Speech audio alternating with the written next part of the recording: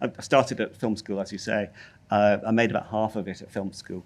And then Pete and Dave were just expanding Aardman at the time on more commercials and stuff, not just Morph, and they were doing series for BBC and Channel 4 and stuff, and wanted animators. And I think it was just because I was the only clay animator that they knew about, that they kept phoning me up and saying, why don't you come and work for us? And I kept saying, I've got to finish this film. Even though I'd run out of time at film school, I've got to finish it because I wanted to be a director and not like an assistant animator for years to come, sort of thing. And eventually they said, well, why don't you bring it here and we'll help you finish it. And so it then took me 4 years to finish it. And were you just working on that? Okay, so what were the other things you were doing while you were partly finishing off Grandale? What were you also doing at Aardman? I was helping out on commercials and things like that, and I've worked with a number of people on the Peter Gabriel's Sledgehammer video. A lot of people worked on that one, didn't they? Quay Brothers did. Yes, absolutely. And so a Grande Out then was sort of finished. But right from the early days, in terms of when you were a student, did you have Peter Sallis already as the voice of Wallace in there? He was like my first choice, really. But, yeah, back when I was a student, because obviously in animation you usually need to record the voice actors first before you can do any of the animation. You have the voice track first, I'd seen Peter on Last of the Summer Wine, as everyone had, and I just felt just right. This mild-mannered northern guy who was going to be Wallace. And we only had about 50 quid to pay an actor at the time, and called him up, and I think he was just helping out a student. Really. He doesn't even have a northern accent, does he? I mean, we know for Last Summer Wine and for Wallace, but actually his speaking voice was not. That's right, and well, he, off his own volition, he just decided. I sent him a script, 20 pages it was at the time, for Grande Out, and he wrote back and sent a little cassette tape that he'd recorded in his living room. And first of all, I was surprised that he hadn't got a northern accent, and he just kind of like, "Hello, Nick, Peter here," very received English. I thought this might be what I was called Jerry at the time, not Wallace actually. But he said, "I thought this would be what Jerry sounds like. I hope you like it." And he read the whole script in the Wallace voice, and that's where it all started. And one of the kind of the big things we see really early on is the character of Gromit and how much is said by Gromit, but without having a speaking voice. But there was a speaking voice originally, is that right? Yeah, about the time I recorded Peter Sallis, there was a great voice artist around called Peter Hawkins, who did, any of you old enough to remember The Wooden Tops and Spotty Dog and Sadly, yes. Bill and Ben. And well, Peter Hawkins did a lot of those voices. And I asked him to do a voice for Gromit, which was very much it's a bit like Scooby-Doo at the time. It's like we kind of repeated the way Scooby repeated what Shaggy said. And I had Gromit kind of repeating Wallace's like instructions in the rocket and stuff. But can you remember how Gromit was voiced at the time? Yeah, I don't know whether you can. I mean, it may not be possible to recreate it, but well, it was kind of when Wallace said set coordinates to 62 West, and so he'd go, I can't do it, but it would be kind of. it was that kind of. You know. So he was doing it in a kind of slightly woofy, doggy way. Yeah, and I'd planned to animate a mouth on him and replacement mouths and stuff. But it was... That would have been so different, wouldn't it, if that happened? That would have completely rewritten the entire Wallace and Gromit sort of story, wouldn't it? That's right, and I think you're going to see some tests in a minute. Should we watch those first? Oh, yeah, sure. And because they're silent, I mean, if you want to say anything... I think we can keep the microphones going over this. So if you want to say anything while the tests are playing, that would be fine, or not, depending on whether you want us to reverently... And I do have some safety fears about that staircase, to be truthful. I mean, I know that obviously you need to be able to see it, but have some slight health and safety concerns for Wallace there. I guess in those days you weren't so worried about health and safety. No, not really.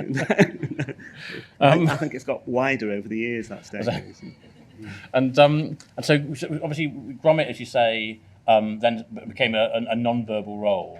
And actually, then everything about like the eyebrows and everything about his face became the way of communicating. That's right. And actually, it was one of the shots after Wallace comes down the stairs was where Gromit appears as well. And I don't know if you remember, but Gromit soars through a trestle that was it's kind of sort of a door. And Gromit, and then he uses Gromit as a trestle. And that was actually that Gromit stuck under that door was the first shot I was doing of him. And I found it just impossible to get a mouth on him, to model it on him. And in that moment, I also realised I could move the brow up and down and have him look really kind of hacked off and a bit miserable. And that was the birth of Gromit, basically. I realised I don't need a mouth, and he says everything, as you say, with his eyes. And although we have a lot of affection for Wallace, it's very clear that Gromit is the brains of the operation, isn't it? Yeah. And that I guess was there. I mean, just the fact that you would build a rocket to the moon to avoid going to the shops. I mean, it's already in terms of the premise. But I mean, it was a very ambitious project for a graduation film, even an FTS where it's about excellence. Yeah. I mean, realistically, at 20 pages long, and I mean, do you think you genuinely would have ever finished it? Well, I was told by friends who were producers and stuff who'd worked it out that you're going to take. I think I'd already been working on it for 4 years, and he worked it out that it's going to take another 9 years to do that. But I remember there was a line in the 20-page script. There was like half a page that kind of said something. There's one paragraph that said, "There now follows a sequence where Wallace and Gromit build a rocket." And when I think about it, that one paragraph took me 1.5 years to film. Yeah. And I guess a lot of those kind of principles that were to follow are set up in Grand Day Out in terms of its Gromit helping Wallace out, the love of cheese, of course, the love of gadgets and so forth. All those things have ended up becoming part of the sort of the I mean, do you? I mean, I guess we'll talk about this a bit more when Merlin is out there. But is there a sort of special sort of Wallace and Gromit rule book of things they do and don't, and how you make sure the continuity is there? I guess it's a lot of it is unspoken rules. But Merlin knows it all very well because we've worked together so long. But it's kind of evolved really over time.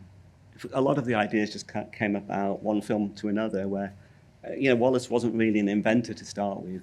He just happened to be more of a handyman, really, that builds a rocket, and cheese wasn't a part of it. I just got stuck with this very whimsical script, and I kind of needed a reason for them to go to the moon because I'd already filmed some of it. So and it was like it was just an idea I came up with one day. The old idea that the cheese is made, the moon's made of cheese. There was a moment of genius earlier when we did the Were Rabbit screening, and we did a little quiz beforehand, and we said, "What is the cheese you associate with Wallace and Gromit?" Oh, yeah. And the answer for one of the kids was moon cheese, which is technically, I guess, kind of right in a sense. It's a good answer, very good. But I guess that in terms of the cheese industry in the UK, I've certainly got a debt of gratitude to pay to Wallace and Gromit. Yes, I know. Well, I mean, after. When was it? Yeah, it is meant to be true.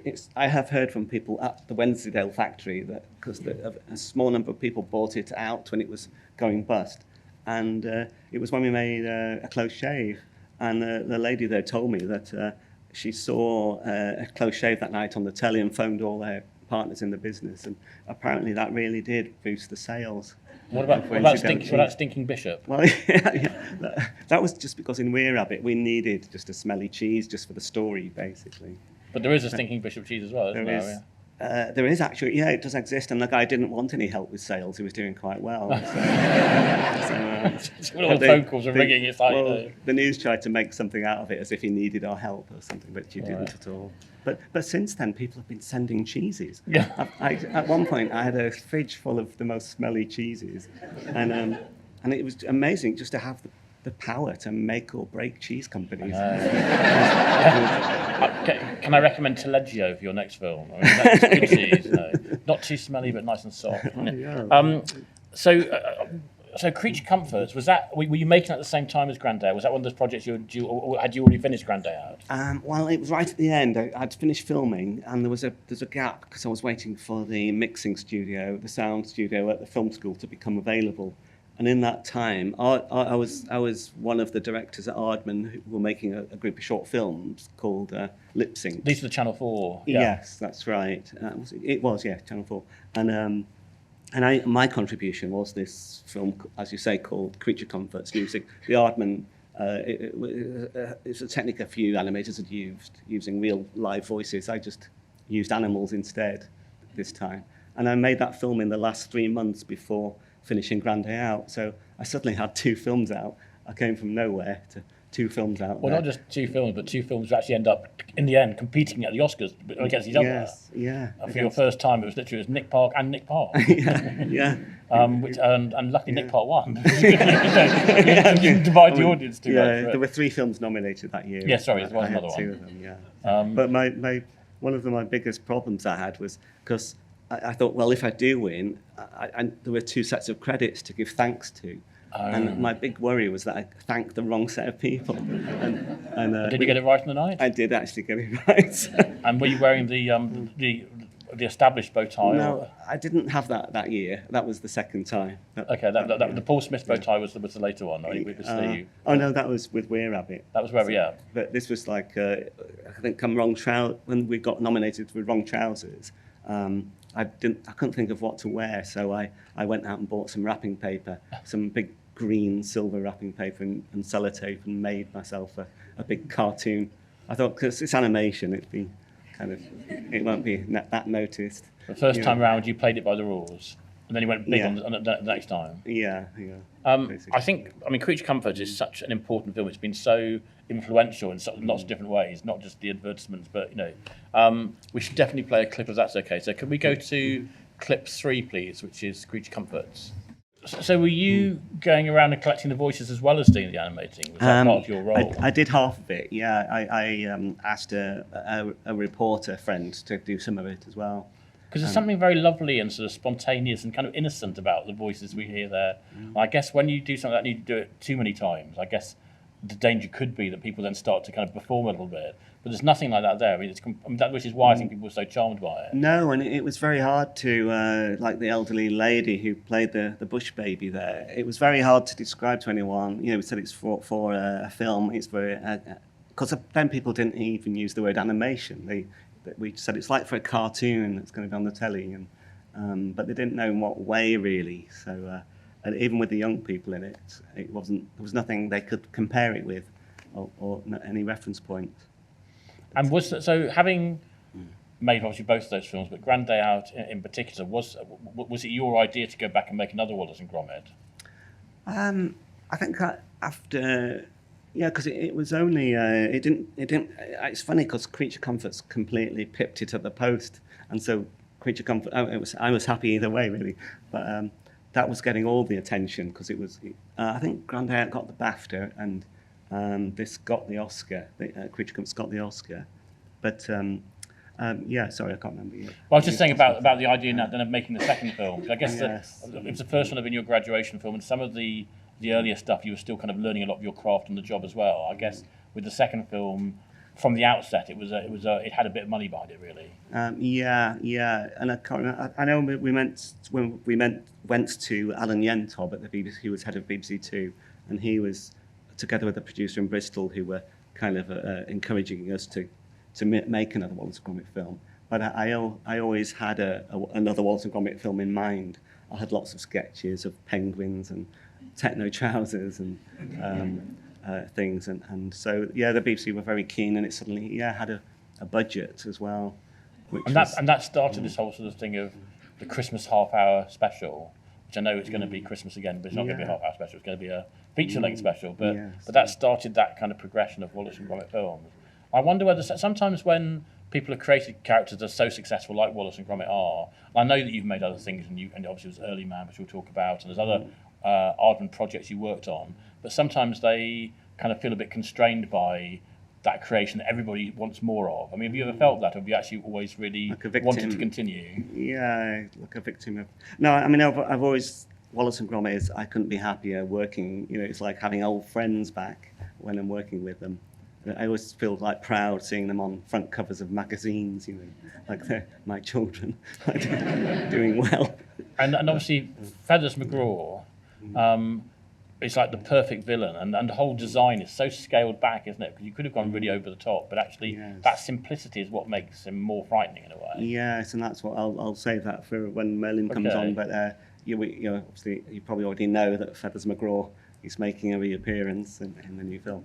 But there was still a little murmur of excitement though, at the prospect. But that was Steve, who many of you saw earlier. was the main animator on Feathers McGraw.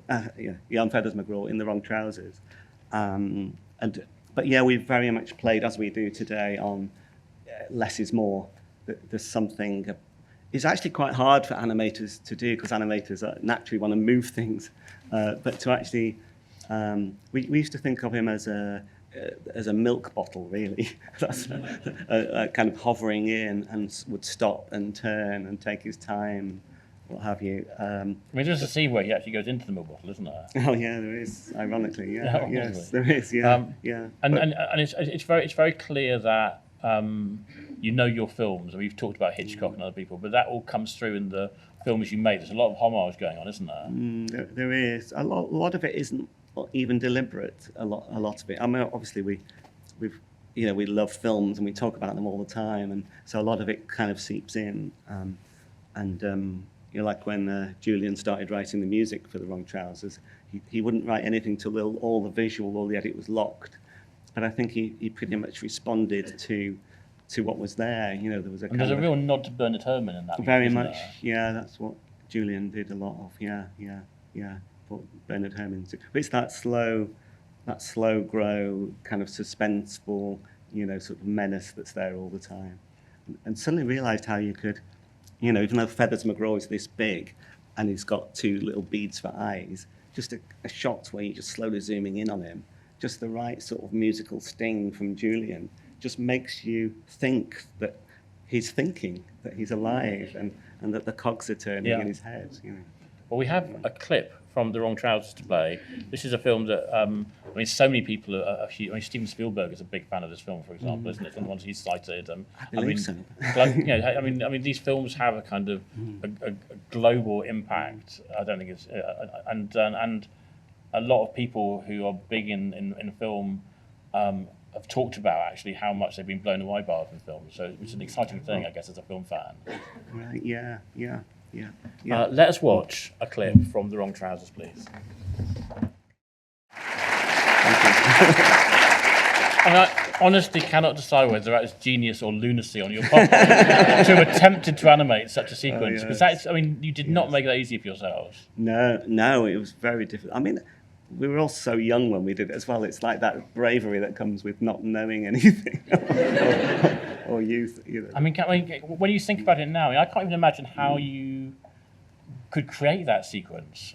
Well, it was quite even different for anything around at the time, really. I mean, we had very little technology at our disposal. Yeah. It was all shot on big old 35mm film cameras, but we'd done a Lego commercial before that, and that sort of gave me a bit of an idea of what could be done, where there was a fast-moving train on a track with shots of the point of view of the driver of the train track sort of thing, and that sort of inspired me that what speed you could go, and we actually had we built for that sequence, we built like a dining room and a living room about the length of this stage with a camera on a dolly. But in order to get the blur behind, which creates all the speed, we would have to move the train. Steve would animate Feathers on the train, or Gromit. The train was attached to the camera, so that when we pushed the camera forward by hand and it met the next mark, we would take the frame so that everything remained static, but the background all blurred, if that makes any sense. I mean, it's kind of mind-boggling, to be truthful. I think I've got about 10%, but I mean, just because when you see it, I mean, I can't imagine how long that must have taken as well. And also, in a way, I was thankful we didn't have too much technology, because the Moco rigs we use today would smooth everything out. There'd be computer moves, whereas this was every time we took the picture, there was like a bounce.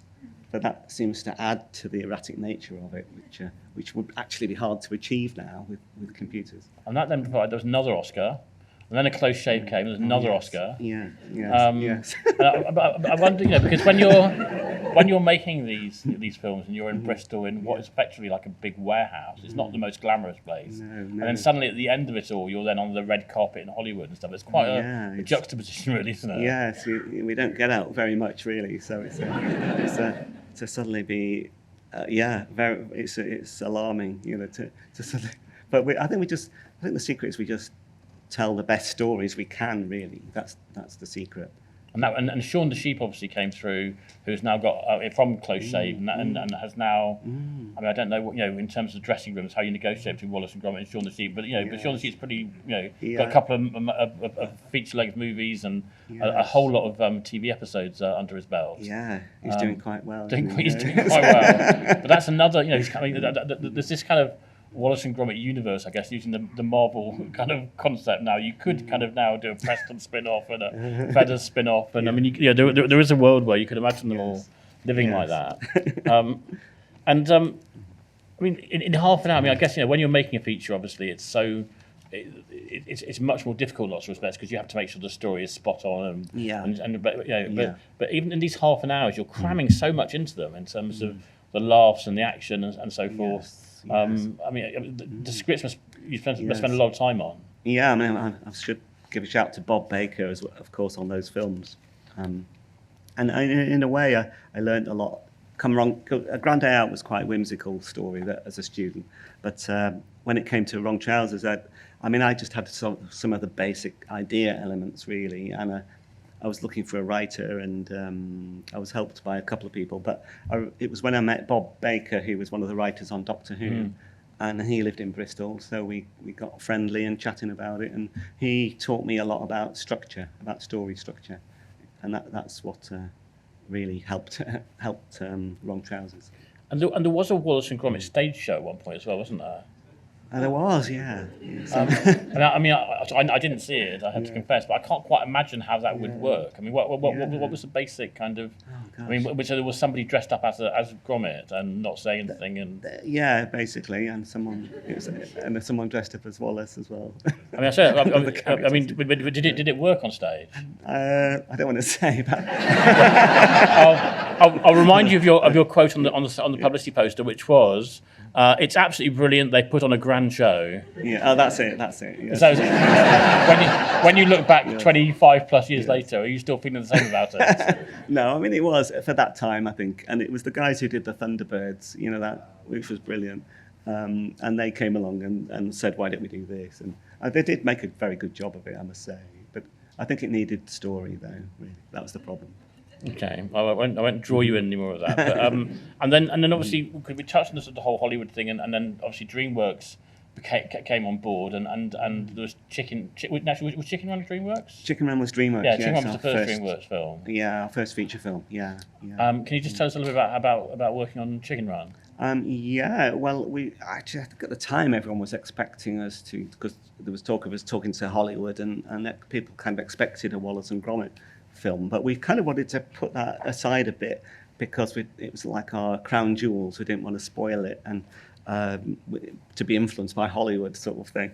And so there was an idea I had, which I developed with Peter Lord, and we directed together about, it was just a little sketch I'd done of a chicken digging its way out of a chicken coop, and that's what sparked the whole idea. It's the Great Escape with Chickens.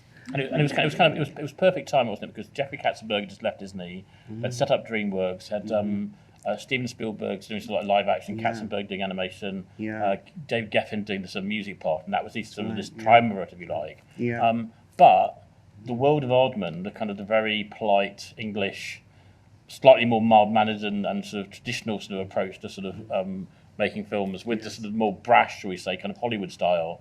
Was that a match made in heaven? Yeah. I mean, it was exciting, very exciting, and it was for us. It was like a massive learning experience, and we had to take what was essentially a cottage industry in Bristol, and kind of turn it into not to use a too crude a term, but to industrialise the process, so that we could get it done really at a certain cost. But without losing the personal touch, without losing the fingerprints and the Aardman voice or English or Britishness, really. And it's a big production by your by your terms. Yeah. But it was all still done in Bristol. All in Bristol, yeah. So how did that work? Would they come over, or would you have to have conference calls with them and stuff? Yeah, well, as you say, Jeffrey Katzenberg, who was the big cheese there, he the animation cheese, and he would come over in his private jet with his group of people, and he would land at Filton Airport in Bristol, and spend the day. He spent like 8 hours just feeding back on everything, and then fly home again that evening in his private jet. And how did those sort of notes match up with what you wanted to do? I mean, were they very American notes, in inverted commas? There was, I mean, they were kind of, no, they were good notes generally, because it was a big learning curve. Because the big challenge on all these feature films, we'd never made a feature film before, and the big thing is it's the structure thing again, how to keep a story compelling for a whole, hour and 20 minutes or whatever. Because without it sagging in the middle or whatever, or running out of steam in some way. So it's about juggling different character arcs and stuff. And, a big learning experience. Well, there were always those things, these cross-cultural things that we had to dig our heels into. You're so polite. I'm guessing we just scratched around this, but I'm not going to do it. But can you tell us about the big kind of creative challenges of Chicken Run? Well, a lot of it was the fact that it was about chickens and humans, which are totally different scales, and with the cameras down with the chickens nearly all the time. So when it was the problem of if chickens are about the size of this bottle here, but there are humans in the background or whatever, they have to be massive scale all the time. Yeah, so we were shooting on 2 different scales the whole time. So often if there was a chicken there in close up of a chicken and there was a human, it had to be shot separately or a long way off, or you bring in a small scale puppet and cheat that it's a long way off. So we're going to watch a sequence from Chicken Run now, and then I think after I'll probably bring Merlin on to give us some added context. But let's watch a clip from Chicken Run, please. One thing I just want to ask you actually is you voiced yourself in The Simpsons. That's right, isn't it? There's I was asked to voice myself. Yeah. And how was that? That is like in terms of badges of honour. I know. Yeah, I was a bit confused why they asked me really, because I thought, who's going to know who I am? and did you go over there for it, or did you have to record it in Bristol? In Bristol, over the wire. Yeah. So it wasn't quite as glamorous as actually going and hanging out in the studio and doing your moment, but it's not. But that's a pretty iconic thing to do, isn't it? Yeah, it was. Yeah. The other thing that happened around this time when Chicken Run was coming out was there was a big fire, wasn't it, at the warehouse, and you lost a whole lot of your. It was when Were Rabbit. That was Were Rabbit. Just when the day that Were Rabbit reached #1 in America. Yeah. I mean, was the stuff there that you really feel, if you'd been there, you would have hung on to first, or was it just the whole thing was a huge loss? Yeah, the whole thing. I mean, we only found out actually months later what actually was lost, because it was, what was, I don't know if everything was absolutely kept on record. We just kept finding out in droves, what had been lost. But a lot of it was stuff really that was just for archive, that was going out in exhibitions and stuff. Like the sets from The Wrong Trousers, the museum set was all gone and things like that, and characters. But a lot of it is, that we build things, we can rebuild them. The value is more on film, And I guess stuff like plasticine stuff doesn't always keep anyway. In terms of, I guess or some of them, some of the models that you make are not built for longevity necessarily. No, they're not. The clay doesn't really last. It kind of cracks and falls off after a while. Yeah. So I think we should. So I'm just going to say a few things about Merlin. He was the key animator on Chicken Run. Correct me if I'm wrong. He was the second unit director on Were Rabbit. So he started working on Aardman in 1996. He worked on the US version of Creature Comforts, and now, as of 2009, is the creative director of Wallace and Gromit. And so to find out what that means, let's ask Merlin Crossingham.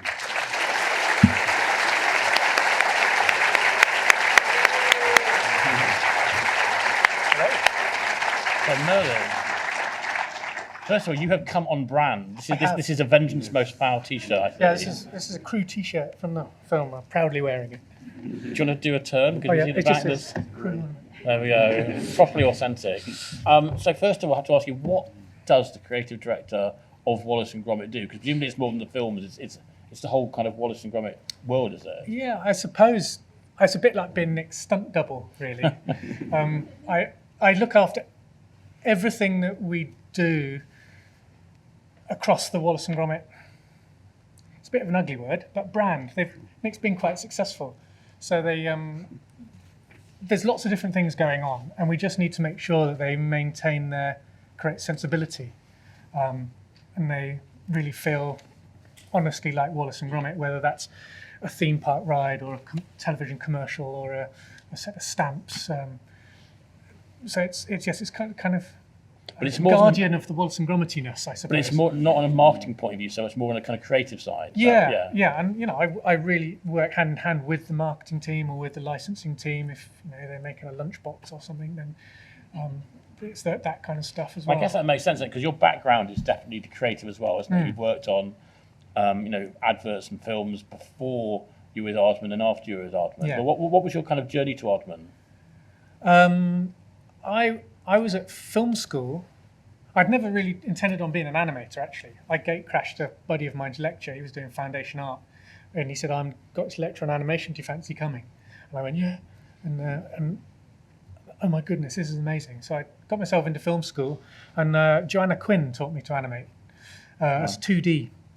And I can draw, but it's not the most natural thing. Nick's quite a natural 2D artist as well. But I can do it, but I have to work at it. But I can sculpt.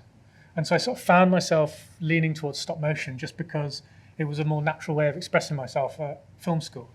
And then I think in my second year, I wanted to do a camera move in one of my films. And in my innocence, I thought, Aardman know what they're doing, I'll ring them up. So I rang up Aardman and said, could I speak to someone in the camera department? And the receptionist went, yeah. And so put me through to Tom Barnes, technical director of Aardman. He's still there. And he said, well, do you want to come and see what we're doing? Could you come tomorrow? And I went, yep. And so I was straight down there. And he was really generous and told me everything I needed to know as a student of how to make in a really basic fashion, a way that I could achieve as a student what I wanted to achieve. And in reception on the way out, there was a producer going, oh, my runner's let me down. I need to strike a set. Does anyone know anyone's free at the weekend? I went, I am. And I got a job as a runner. And I bunked off film school in my third year to stay at Aardman as a runner. And then after that, I got a place at the National School of Film and Television, actually, to do the same course that Nick did. But I was offered a place by Aardman on an animation apprentice scheme when Aardman was crewing up for Chicken Run. Wow. So I sort of deferred my place at the National Film School, NFTS, went to Aardman, learnt to animate, and I was very much a fine art filmmaker. But what I didn't realise was actually, didn't realise was how much I would enjoy animating characters, and I was completely hooked. And then, I was one of the lead animators on Chicken Run, and the rest is history.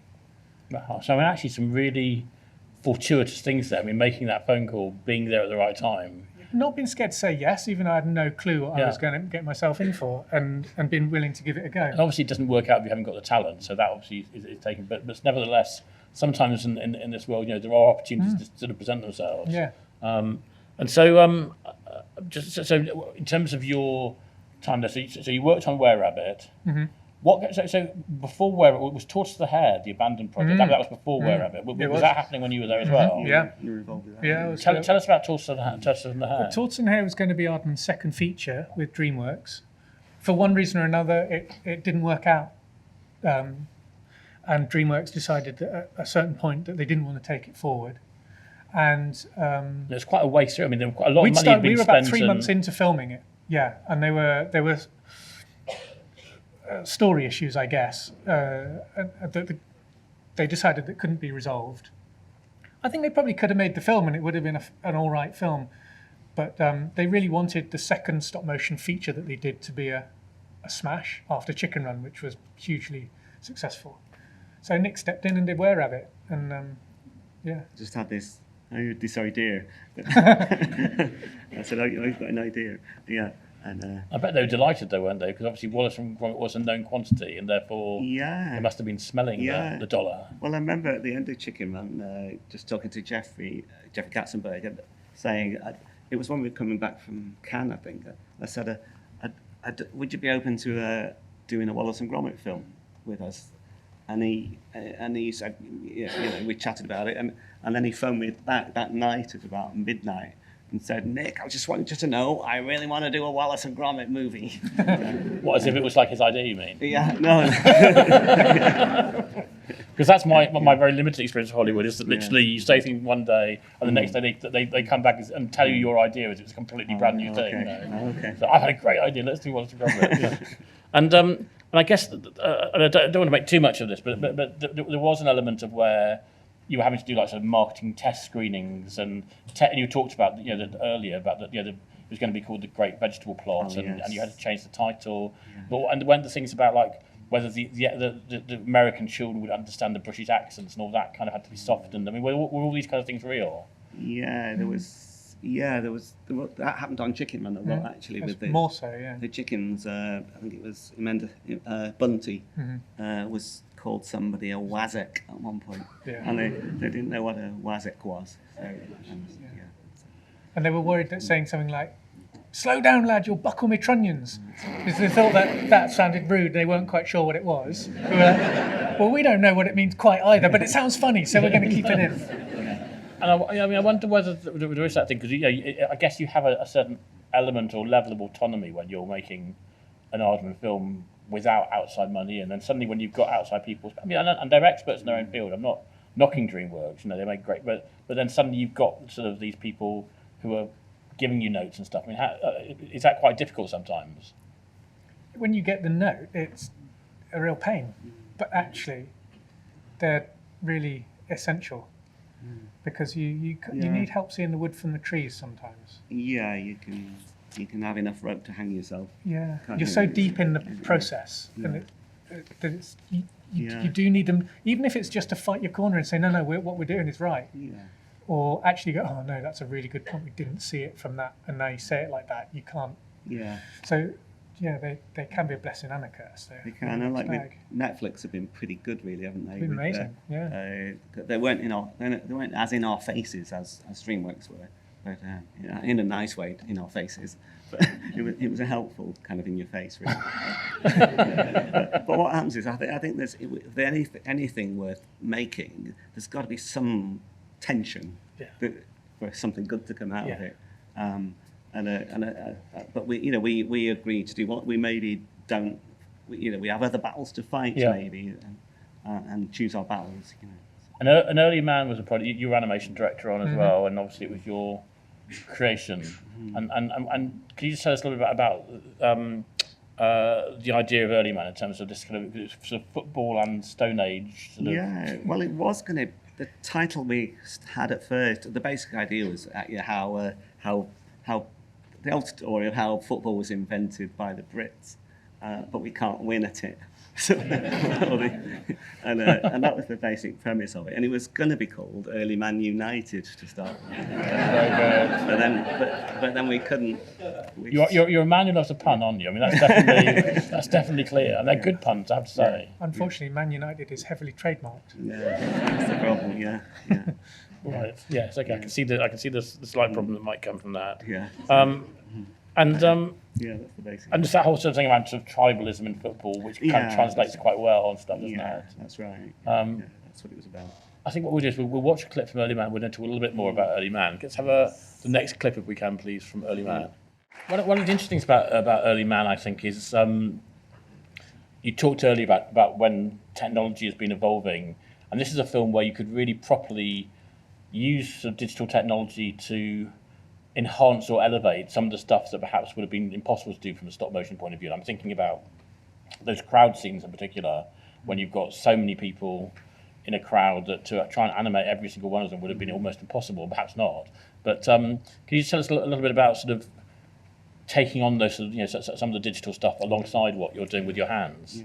Yeah, so the stadium crowd, all of the stuff in the close-up is stop motion. The most I think we had was about 100 puppets for one shot. When you said that, that's huge. I mean, I think in the film there's 273 models, which is an incredible number, isn't it? Yeah, but when it's the whole stadium, it's actually using a bit of software that was developed for Peter Jackson on, it's called Golem, and it was developed for the Lord of the Rings battle sequences where they needed squillions of people beating each other up. But actually, it was designed so that you could put in some traits and then it would randomize them, and so they're based on our puppets. They're scanned and then animated by the computer.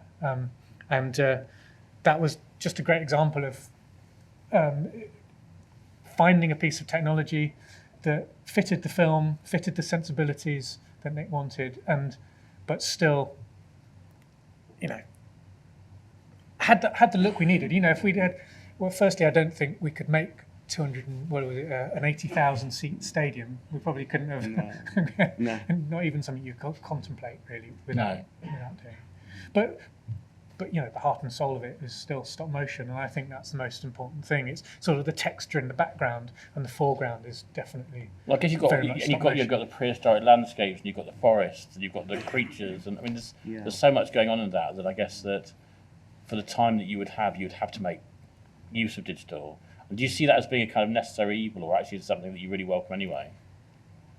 We embrace it, really, don't we? Yeah. Like you say, it's what's most important is the authenticity, really. Yeah. The clay, and most of the expressive bits are still clay as well. Although even in the puppets, we have to embrace different ways of doing it, like using silicon puppets as well as or latex, or because the puppets get handled such a lot, they deteriorate quite fast, and if they're all clay as well, they would just go very dirty very easily. I guess one of the things that is kind of joy of stop motion in a way is that kind of, we talked about quite a lot as being the sort of the imperfection of stop motion, and in that kind of clip of Wrong Trousers you can see where the plasticine has been moulded. Yes. But that's one of the kind of joys. You don't want to go too far down that sort of shiny route either, do you? No, very true. Right. Yeah, because I think it was after Chicken Run we realised, because when we did Chicken Run it was our first feature film, and we were worried that it wouldn't stand up on the big screen, or fingerprints would look really weird, or too crude or whatever, and even shooting on double frames might look a bit crude.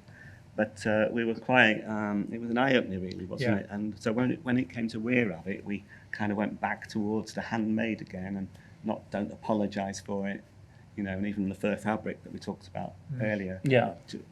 All that shimmering didn't matter to us so much. We kind of had a studio mantra that was thummy and funny.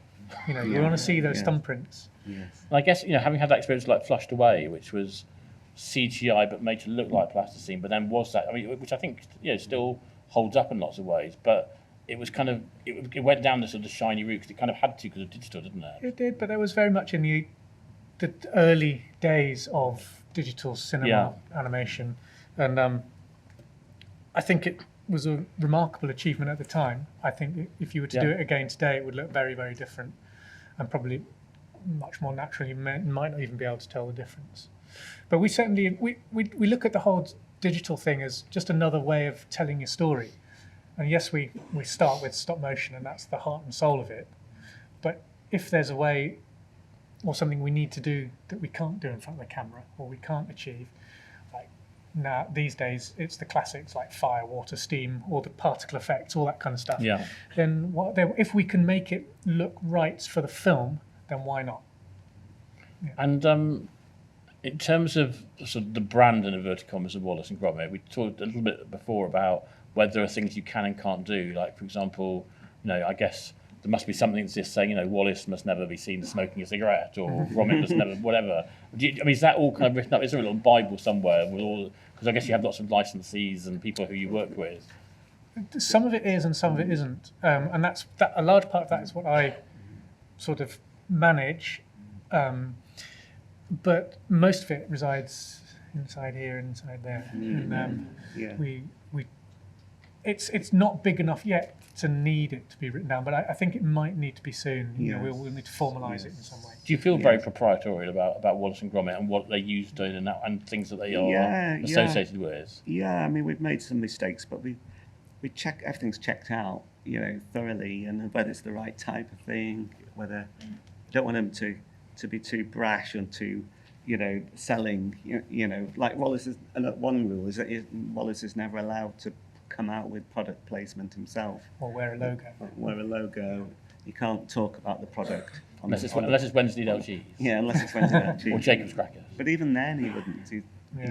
No. Except in the films. But, So I've just been to Asda to buy. Yeah. And I mean, the reach is so much bigger than the UK. We sort of touched on the globe. But we go to Japan, for example. I mean, Wallace and Gromit is, it's like a next level of kind of collectability there, isn't it? It is. And it was something so peculiar English as well. And Shaun the Sheep as well. And I do think it's got a lot to do with the fact that, in Wallace and Gromit's case, half the cast doesn't speak, or more if it's got feathers in it. And in Shaun, the only thing they say is "bah," and that's fairly universal, I think. It's sheep. So, And so, in terms of the new film, so Wallace and Gromit, Vengeance Most Fowl. There's a pun there as well, isn't there? Yes. Were there any other kind of working titles for that, or was that the? Yeah, none that we want to share really. But we had trouble getting that one really. Yeah. It's funny, it wasn't as easy coming as the others have been. So this is, I guess, as Chicken Run 2 was kind of winding down, this was kind of ramping up, wasn't it? I think there was a sort of a slight kind of crossover. But I wonder, when you've made a Wallace and Gromit film before, can you reuse some of those assets, or is everything from scratch again? I don't think we did reuse much. Certainly not puppets. All of the puppets are brand new. As Nick said earlier, they don't last very long. Yes. I think we've used a couple of buildings. Some buildings. From Shaun the Sheep. That's right, which we used from Loaf and Death. So there are a couple of buildings maybe that have survived from Matter of Loaf and Death. Police station, I think, in Shaun the Sheep. That's now a short. And there's probably a museum that might have been in Pirates. We'd like to upcycle our sets. And was Matter and Loaf of Death the first film that wasn't completely Peter Sallis voicing Wallace? No, that was. That was. Because there was one point where Ben Whitehead started to sort of take over a little bit. Yes. What point was that? The last show that Peter did 100% for us was Wallace and Gromit World Inventions for BBC One, a television series about inventors and inventing. And then the first high-profile show that Ben Whitehead did for us was the Wallace and Gromit Family Prom. I think it was 2012-ish. But I mean, you discovered Ben on Were Rabbit, and he'd worked alongside Peter, taking on the jobs that Peter didn't want to do or couldn't do. Yes. Computer games, sat-nav, voices and things like that. And then over the years, we've just worked with Ben and just nurtured him, and he's grown and in his confidence. And this one, obviously, now, this is a for big obvious one for reasons, it's now Ben's big moment to sort of shine. Yeah. It's been brilliant. Even when we started recording this, we were in the recording studio in Bristol, and Ben came in and Peter used to just talk off mic a lot, still in character, and Ben started doing that it was the most creepy moment. And I thought Peter's here. It was the most weird thing. And in the same way as with Peter, it's not Ben's natural voice at all. So it's, And I guess one of the challenges is you've got this very lovely, very particular kind of look that Wallace and Gromit has, but you want to still keep it relevant to a contemporary audience. And I wonder whether that is a sort of a fine balance to achieve, or whether you just go in knowing what the world is, and because other people hopefully will too, that isn't really a consideration. Yeah, it's not a consideration. Yeah, it's more that. We just try to stick to it. The world of Wallace and Gromit is somewhere between the 1950s and today. Yeah. And we stretch it a bit more in each film. In this film, there's technology. There's a theme of technology, and we did want some computing presence in the film, and deciding where to place the computing technology in history, so that it's not tablets and contemporary technology, but recognisable as technology in some form was a bit of a challenge. It tends to be tech from the 80s, really. Or before. So it still feels kind of real-to-real feels in the olden days. So I think what we're going to do, we're going to do a little kind of behind-the-scenes clip before we do our reveal. But we've got clip 7. So I guess one of the exciting things about right now is that you actually still have not completely finished the film. You're in your last 2 weeks of making it now. And we've managed, I know you're exhausted, and so to have you here actually is a particularly amazing thing. But what have you still got to do before the film is completed? Well, the final mix of the sound mix, sound and music, and then the final picture grade. and then that's it's done. Yeah. It's done. Yeah. So I wonder. So obviously, you have to be really careful to kind of keep as sort of spoiler-free as possible. But there are some things that have been announced already. But shall we maybe meet some of the stars of the film? Yes. Who should we start with? Who should you start with? That bloke and the dog, maybe. You've got, Oh, yes. You have the bloke. Yeah, the bloke. Yeah, this. It's Wallace.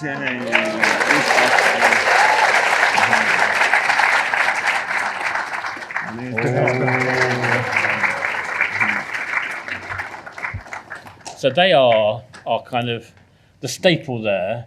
There is still, I have to say, there is still something. When I see Gromit, it just makes me have a little shiver down. Like, it's such an incredible thing. Shall I move the bottle?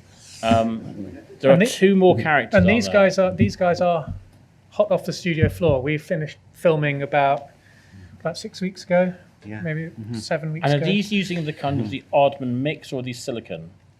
A bit of both. So Gromit has silicone body and legs and a clay head and ears. Those ears might be silicone. All the expressive parts, hands, face, we've kept as clay.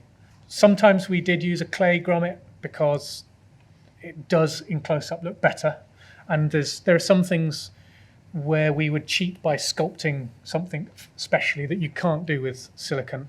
But really, it's been one of the most amazing advances that our model makers have worked on for years. They perfected it on Early Man with Nick, and then have just pushed it a bit further here. And so Wallace's jacket is a good example here. It looks like it's made of clay. It's got thumbprints in it. It has that matte finish. And historically, you could get it pliable, but it wouldn't look very good, or you could get it looking good, but it would just rip.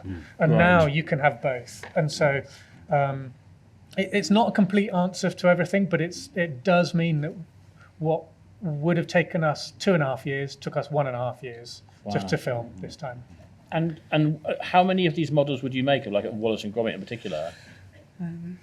Loads. I don't know how many it is. No, I don't know the exact number. I'm assuming there are some that were dressed and some undressed. They're made with the costume on. There'd be maybe 1 or 2 like this. Yeah, so each costume change is a unique puppet. Yeah, because it's built in. And they've got the armatures underneath them. Yeah. Yes. I mean, they're incredible things, aren't they? I think there's probably about 30 Gromits like that. And we have 4 different kinds of Gromits. We have him on all fours, we have him standing like a human, we have him sat, and we have him squatting. And they're all very different sculpts. Okay, well, that's what the squatting is for, but shall we move on to the next one? So, do you want to introduce him, Nick? Oh, yeah. Well, this is the character played by Reece Shearsmith, and this is Wallace's latest invention, his pride and joy, a smart gnome. And this is Norbot. Norbot, it means nifty, odd-jobbing robot gnome. And he's created to help Gromit in the garden doing his garden chores, but he's actually capable of many more things. Yeah, he was very difficult to animate because he's so fiddly. You know, he's got the same, little armature inside with ball and socket joints, so he can move all his limbs. So very tiny joints. And he's pretty much 100% silicone and resin. There's no, because we wanted to keep him feeling like a machine. That actually having clay, that softness of clay wasn't appropriate. So we very consciously kept him feeling mechanical. His mouth is quite different, isn't it? Because it's more like a ventriloquist dummy, and we did that on purpose because he's been built by Wallace. And so it was kind of influenced a bit by, we were watching Harry Hill's, his son, long lost son, his son by his first marriage, puppet, which is, and just the way his mouth moves. And presumably, when you're designing a new character, there's lots of work then done in, it's like doing all the like pencil drawings and getting the right one and finding. I mean, how long would you work in kind of like pre-production to actually design the characters? A year. Yeah, about a year, something like that. Yeah, do prototypes, look at them, make millions of adjustments. Yeah, sculpt him in just a white or a grey clay first, just iterate, refine, and then make a prototype. Then the animation department need to test that to see whether the prototype actually can achieve the performance that Nick and I are after. Then it goes back to model making, is refined, and then they'll make the final sort of decisions on the production design. We've got one more character. Oh, we do. You're going to be scared. Be prepared to be scared, ladies and gentlemen. There's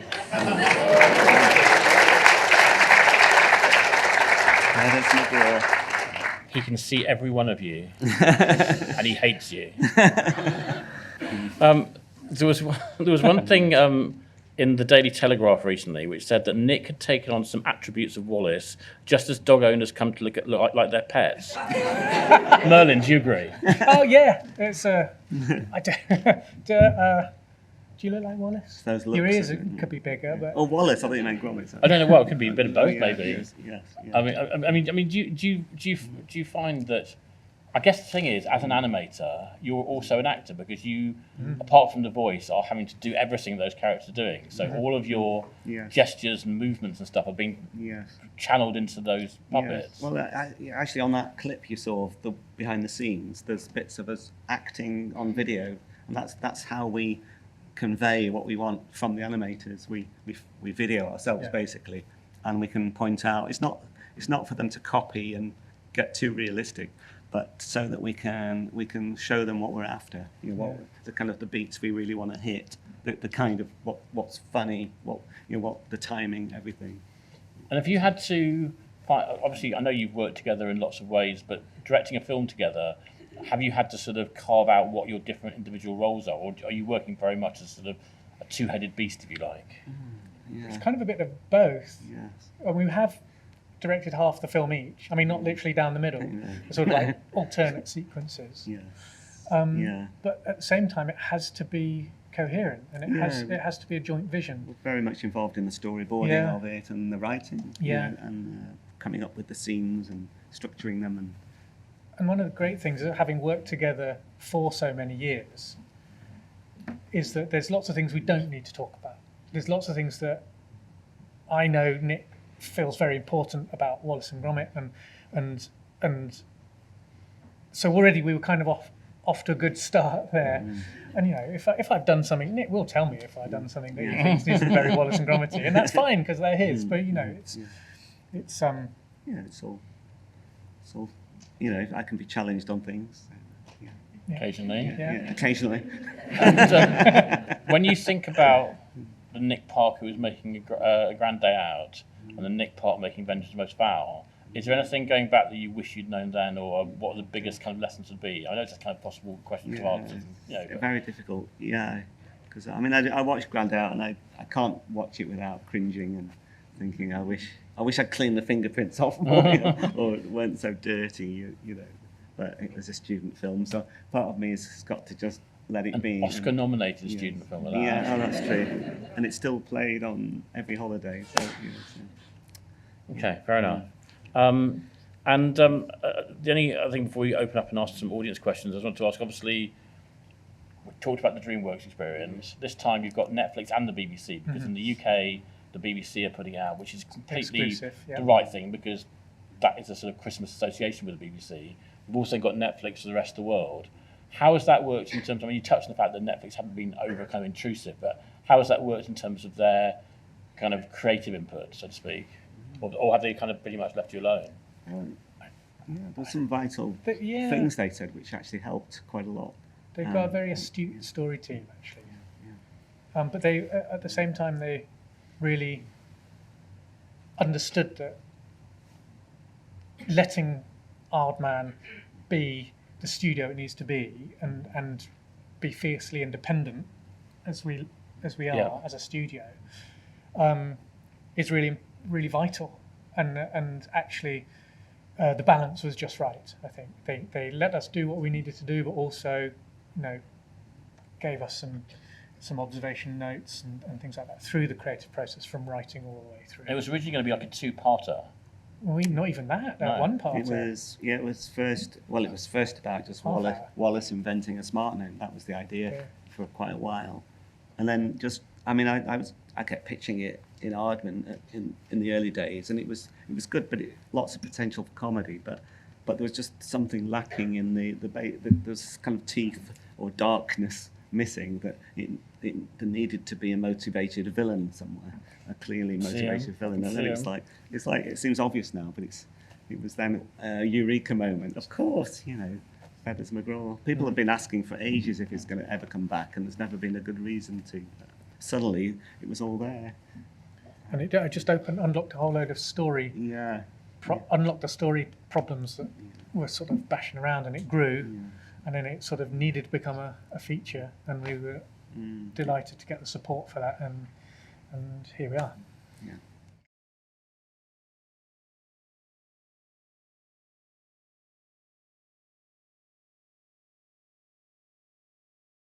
For me, it's Chicken Run, because it was the first feature film that I animated on, and it was such an adventure because basically none of us knew what we were doing, we were getting ourselves in for, and it was an absolute roller coaster of discovery, and so yeah, I hold that film very close to my heart. Yeah, it's a good one. I find it hard to. Yeah, Chicken Run. I mean, all for different reasons, really. Wrong Trousers was always really great fun to be working on. Very small team. Me and Steve, who you met earlier, did all the animation. But yeah, all of I could name different films for different reasons, really. And the one we've just made, I think that's been very enjoyable as well. So.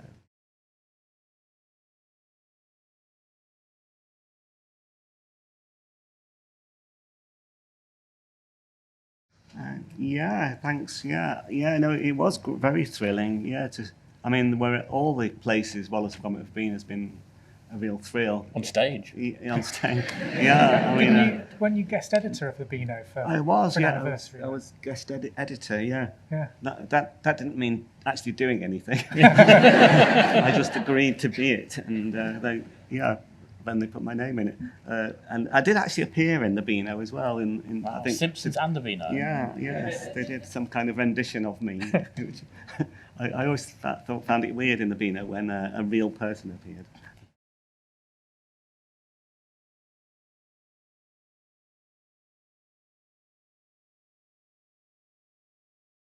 Yeah, thank you. Yeah, it is intended. Yeah, very much so. Thank you. Yeah, I guess it's just how. I mean, when first setting up Wallace Gromit, it was always my main source was always the films that I both loved to.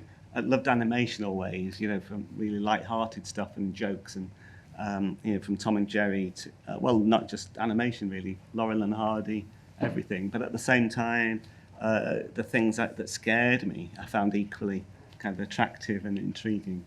So there's always been that multi-dimensional levels, or different levels to the stories. Yeah, I saw in the brochure. It reminded me of right from the beginning. The Were-Rabbit's described as the world's first vegetarian horror movie, and in fact on Vengeance Most Fowl we've been using a technique called gnome noir to film the production. Yes, we've invented a new subgenre. That's right. Yeah.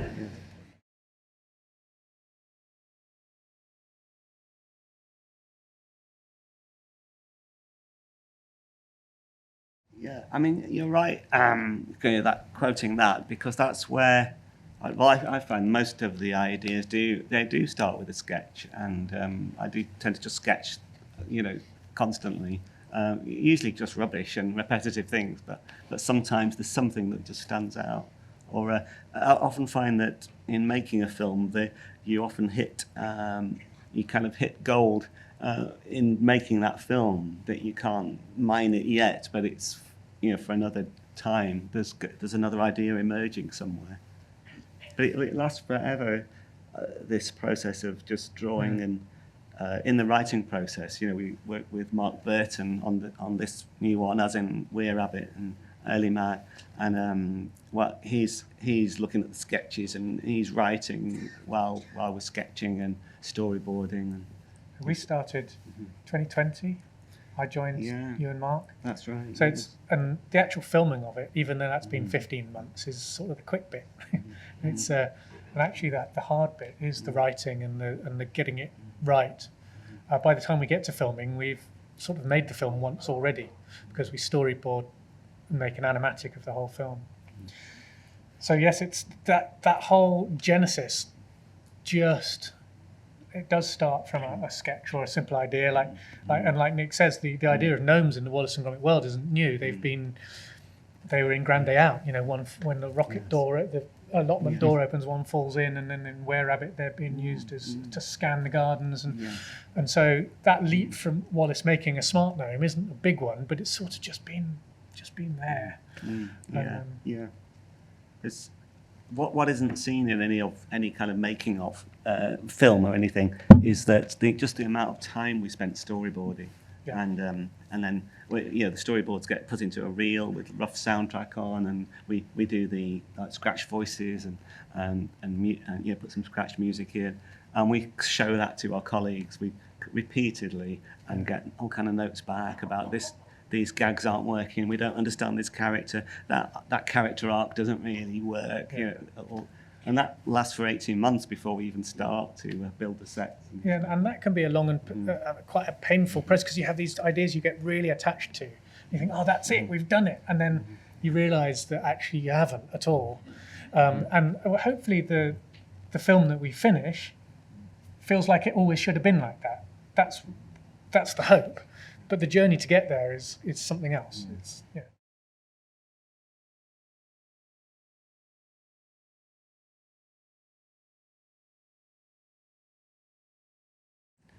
I mean, we are, because we're so far more embracing nowadays of the tech, only because, as we were saying earlier, it's whatever can't be done with clay. I don't know, what can you think of any examples? I think actually we come at it from the other way around. It's not trying to defend the use of stop motion. It's starting with stop motion, looking at the story, putting the characters in front of the camera, going, this is what we want to do. Can we do it traditionally in stop motion? And if we can't, then what? So that you always start from the heart and soul and the sort of the truth of the project, which is the stop motion technique, and then to use digital if you can't, for whatever XYZ reason that might be. So otherwise, I think you drift from that authenticity too quickly.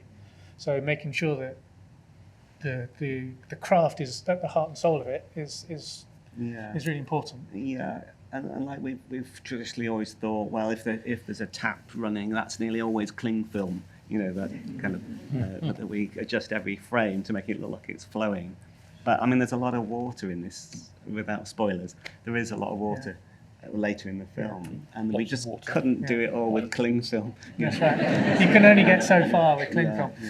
But there's a theme of technology in Vengeance Most Fowl, and they Wallace and Gromit clink cups at the beginning and they clink cups at the end.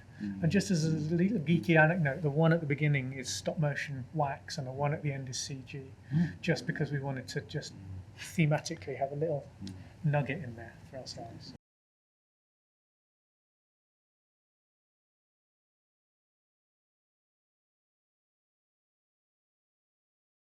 I think you just have to go for it. There's such a lot of access to filmmaking now, and we've been talking about digital, but digital from effects is very different to digital image capturing, and there's so many ways that you can now make films, not necessarily at home, but in a space, sometimes at home.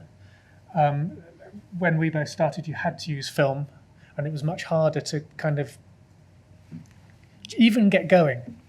And so my advice would be, if you haven't got the time and the space to make the film, at least start testing and exploring your ideas. And like the very early tests you saw of Nick's Wallace and Gromit at film school, just teasing your idea out of your head somehow. That would be my advice. Yeah, sure. Me too.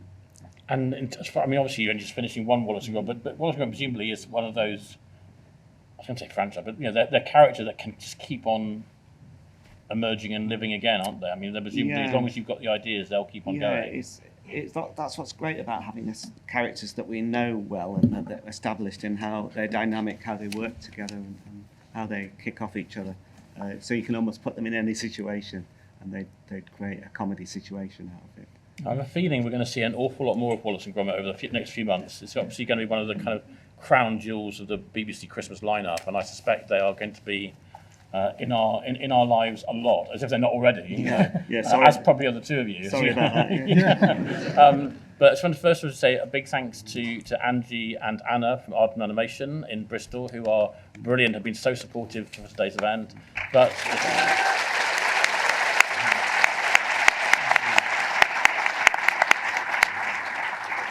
Angie literally has been walking around with a rucksack with the were-rabbit in her, on her, from station to station. We'll give you her movements later if you want to go and pat the were-rabbit.